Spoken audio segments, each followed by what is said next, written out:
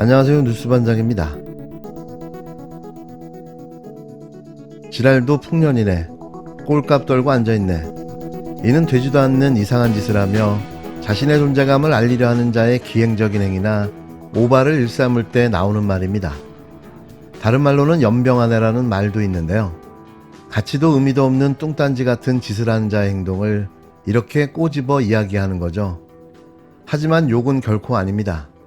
그리고 아무에게나 이런 말을 하지는 않죠.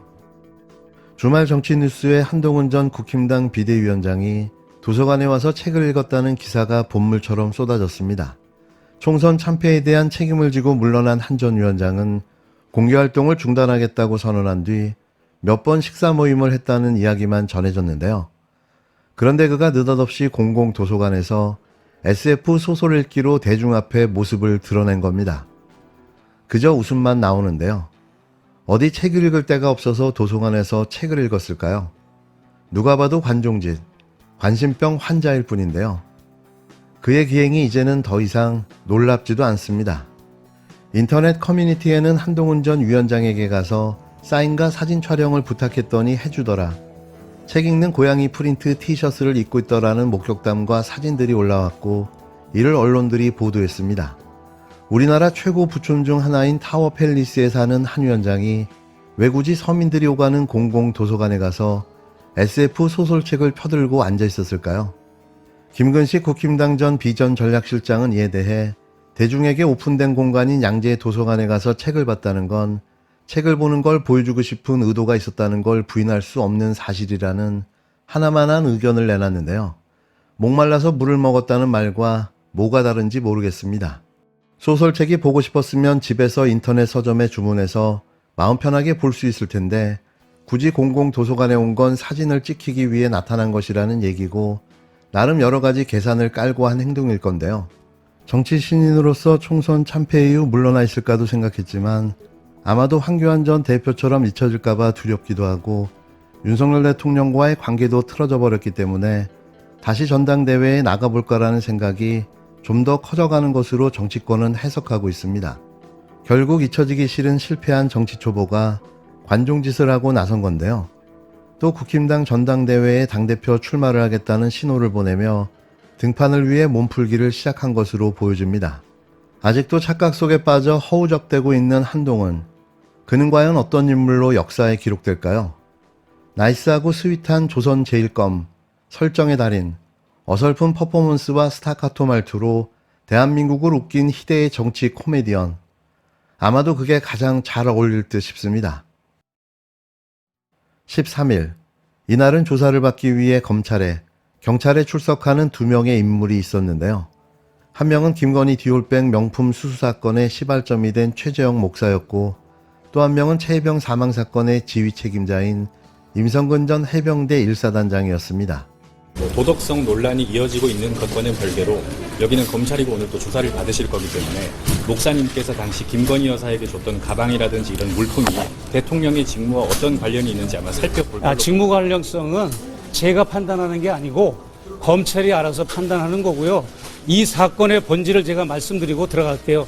이 사건의 본질은 디올백을 수수했느니 샤넬 화장품 세트를 수수했느니 이게 본질이 아니고 김건희 여사가 대통령의 권력을 자신에게 집중화하고 이원화하고 사유화한 사건, 그리고 국정농단을 하면서 이권 개입하고 인사청탁하는 것, 이것이 저에게 목격이 돼서 이게 시작이 된 거고, 그리고 저에게 받은 명품백뿐만 아니라 저 말고도 다른 대기자들이 복도에서 김건희 여사를 접견하려고 선물을 들고 서 있는 것, 이것을 기자 여러분들이 취재해 주셔야 되고, 또한 심지어는 함남동 관저로 이사를 가서도 백석대학교 설립자 장종영 박사로부터도 1,000만 원 상당 이상의 고급 소나무 분재를 관저 정문을 통해서 그 선물이 들어간 것, 이런 것도 여러분이 취재를 해 주셔야 됩니다. 저는 너무나 아쉽고 분노스러워서 이 국정을 책임진 김건희 여사와 윤석열 대통령이 어떠한 분인 걸 제가 잘 알기에 그들의 실체를 조금이나마 공공의 영역에서 국민들에게 알려드리기 위해서 그렇게 저는 언더커버 형식으로 김건희 여사를 취재했던 것입니다. 저는 마지막으로 아무것도 받지 않았으면 아무 일도 일어나지 않았습니다. 최 목사는 공익을 위해 김건희 씨와 윤석열 대통령이 어떤 분인 걸 알아서 조금이나마 국민에게 알려드리기 위해 언더커버 형식으로 김건희 씨를 취재했다고 말했는데요. 이어 최 목사는 아무것도 받지 않았으면 아무 일도 일어나지 않았다며 김건희 씨를 직격했습니다. 사고가 발생한 후대에 당시 지휘관으로서 국민들 여러분께도 심려를 끼쳐드려서 죄송합니다. 그간 검증되지 않는 각종 허위의 사실과 주장들이 난무했습니다. 특히 일부 유튜브, SNS, 일부 언론에서 심지어 제가 하지도 않는 수중 수색 지시를 제가 했다고 10개월째 주장하고 있습니다. 이번 수사에 임하면서 이러한 것들이 낱낱이 밝혀질 수 있도록 경찰 수사에 적극적으로 협조하겠습니다. 당시에 작전 통제권이 없으셨다는 주장에 대해서는 변동이 없으신 건가요? 최근 사건 이후에 김계환 사정관이랑 어떤 쪽으로 하셨습니까? 녹취록이 공개됐는데 그 녹취록 관련한 가지고 어떤 입장이신가요? 또 임 전 사단장은 사건 발생 약 10달 만에 경찰에 출석하며 유가족과 국민에게 죄송하다면서도 수중 수색은 지시한 적이 없다고 주장했습니다. 그러나 임 전 사단장이 당시 현장 지휘관들의 수색 중단 건의에도 불구하고 정상작전을 지시했다는 녹취가 경찰에 제출되어 있었는데요.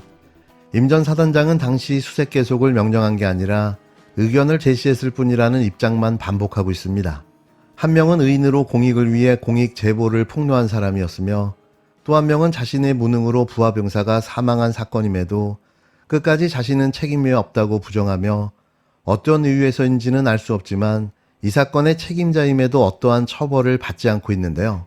정의가 위협받고 불의가 보호받는 신박한 대한민국. 오늘 벌어진 이 두 가지 소환 장면만 보더라도 윤석열 정부가 어떻게 돌아가는지 금방 알 수 있었습니다. 명품백 수수 김건희 여사는 피해자가 아니라 피의자입니다. 경찰이 김건희 여사에게 명품백을 건넨 최재형 목사를 스토킹 혐의로 입건해 조사에 착수했습니다. 명품백을 준 최재형 목사가 스토킹 피의자이고 그걸 받은 김 여사가 피해자라는 논리입니다. 김건희 여사는 피해자가 아니라 피의자입니다. 경찰이 청탁금지법 위반 혐의만은 피하고 논란을 무마하기 위해 사건의 본질을 호도하는 데만 급급해하고 있으니 어처구니가 없습니다. 하지만 현직 대통령의 배우자가 300만 원 상당의 명품백을 아무 거리낌 없이 받아 챙겼다는 사실은 불변하지 않는 진실입니다. 더욱이 경찰은 김건희 여사에 대해서는 조사 계획조차 없다고 밝혔습니다. 이로써 김건희 여사가 윤석열 정권의 성역임이 분명해졌습니다. 무엇이 그렇게 두려워 김건희 여사를 그리 꽁꽁 숨기고 있습니까? 도이치모터스 주가 조작, 서울 양평고속도로 특혜 의혹 등 이제까지 제기된 의혹은 빙산의 일각에 불과해서 그런 것입니까? 국민께서는 이번 총선에서 김건희 여사를 둘러싼 의혹들을 낱낱이 규명하라고 준엄하게 명령하셨습니다. 경찰과 검찰이 국민의 명령을 거부한다면 국회가 나서 국민의 명령을 수행할 수밖에 없습니다. 윤석열 대통령도 언제까지나 배우자를 숨겨줄 수는 없을 것임을 명심하기 바랍니다. 경찰은 국민께서 지켜보고 있음을 명심하십시오. 사건의 본질을 흐리려는 시도를 멈추고 당장 김건희 여사의 청탁금지법 위반 의혹 수사에 나서십시오. 다시 한번 분명히 밝힙니다. 김건희 여사는 피해자가 아니라 피의자입니다.